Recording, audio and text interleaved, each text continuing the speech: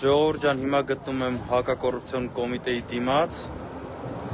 անհեթեթ հոդվածով քիչ առաջ ձերբակալեցին մեր ընկերոջը Գումաշյան Գոհարին, ուզում եմ նշեմ, որ Գումաշյան Գոհարի փոքրիկը 40 օրեկանից այս վերջերս նոր դուրս է եկել, այս է պատկերը,